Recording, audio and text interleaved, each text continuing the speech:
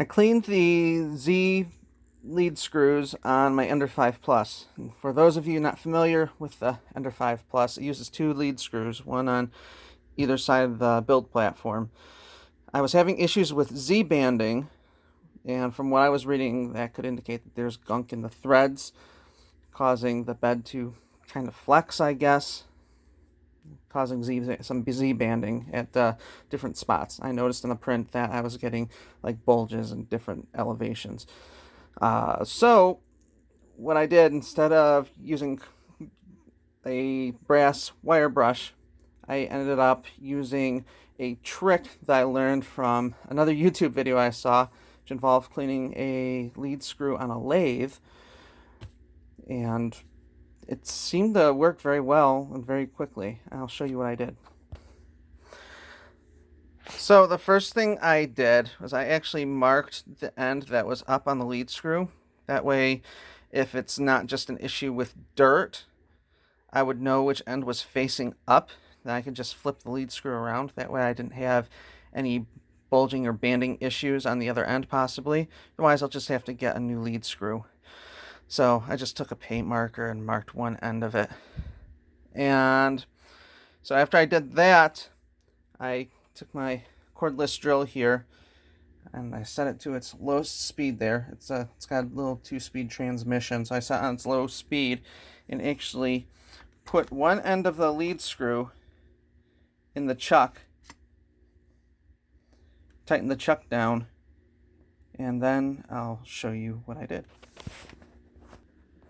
So what I learned from the one lead screw cleaning video that I watched is that you can actually use twine, like a piece of dental floss, to actually rub up and down the threads as you rotate the lead screw. In this case, I'm using a drill to rotate the lead screw, and that would clean the threads out.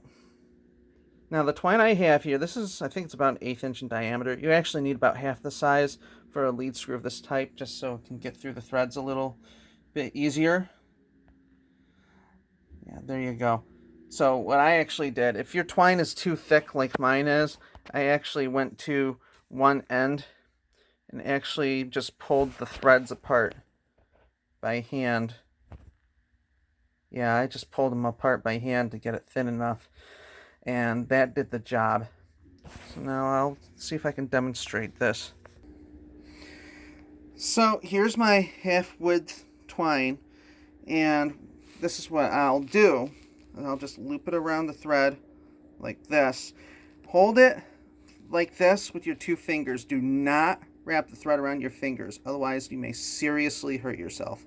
Make sure you just hold the thread on your fingers like this, and with your other hand just run the drill just like this, and you can see that the twine just goes up and down the threads as the screw action is working. And again, do not wrap the twine around your fingers.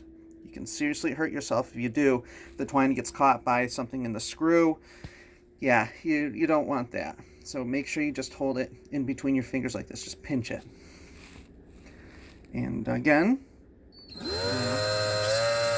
just run it back and forth. So what I did when I actually cleaned this was I actually started all the way at the one end. Here, I'll get my phone up. I started at the one end of the screw, like that.